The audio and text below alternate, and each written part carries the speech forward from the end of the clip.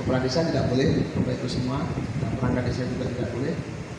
Kemudian pasal 282 aturan tentang larangan pejabat negara, pejabat struktural atau pejabat fungsional dalam jabatan negeri. Maksudnya adalah kita ASN dalam jabatan apapun, serta kepala desa membuat keputusan dan atau melakukan tindakan yang menguntungkan, yang tadi saya sampaikan, menguntungkan atau merugikan salah satu peserta pemilu selama masa kampanye.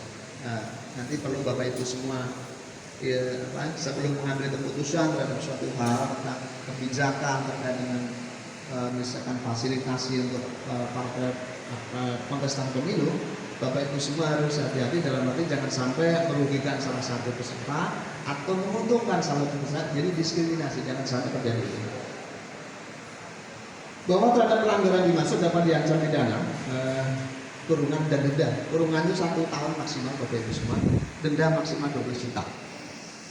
Ya, jadi ada sanksi pidananya ketika melakukan hal-hal sebagaimana dimaksud dalam tadi yang saya sebutkan. Kurungan 1 tahun paling lama dan denda 12 juta paling banyak Bapak Ibu semua untuk pelanggaran sebagaimana yang tadi saya sebutkan.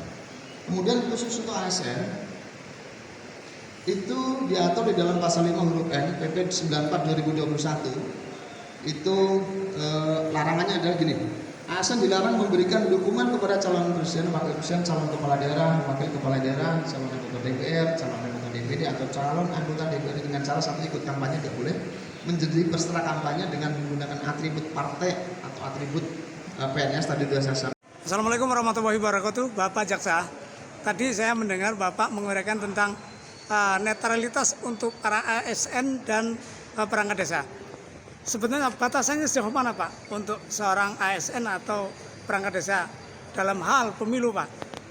Dia harus netral, dalam arti tidak berpihak, tidak memberikan atau membuat kebijakan yang menguntungkan salah satu pihak. Ya, intinya seperti yang tadi saya sampaikan, ya materinya di situ nanti bisa diminta di panitia. Kurang lebihnya harus netral itu seperti itu. Tidak berpihak, tidak membuat keputusan yang menguntungkan atau merugikan salah satu pihak atau kontestasi peserta pemilu. Ya. Apakah ada pelanggaran berat dan ringannya Pak dalam terkait dengan netralitas pemilu Pak? Kalau ASN ada diatur di dalam PP 94 2021, ada kategori misalkan hukuman sedang, ringan dan berat ada kalau untuk ASN. Tapi kalau untuk perangkat desa nanti diatur di undang-undang pemilu, ada ancamannya, larang, aturan pidananya ada. Tadi sudah saya sampaikan, nanti dibuka kembali aja. Ya, oke ya. Nah, ya. Pak Bawaslu. Nah, ini terkait netralitas Pak. Kalau ada pelanggar, apakah itu langsung ke pihak aparat hukum atau ada penanganan tersendiri?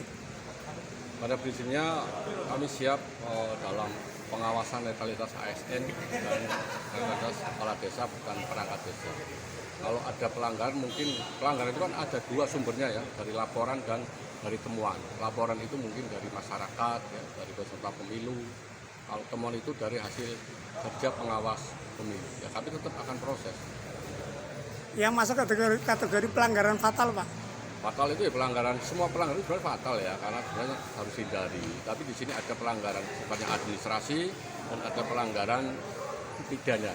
Nah, itu kalau pelanggaran pidana, kami ada satu unsur ya, ada Pokja, kelompok kerja yang terdiri dari 3 unsur kepolisian, kejaksaan, dan unsur Bawaslu. Ini yang akan memproses penanganan pelanggaran pidana pemilu.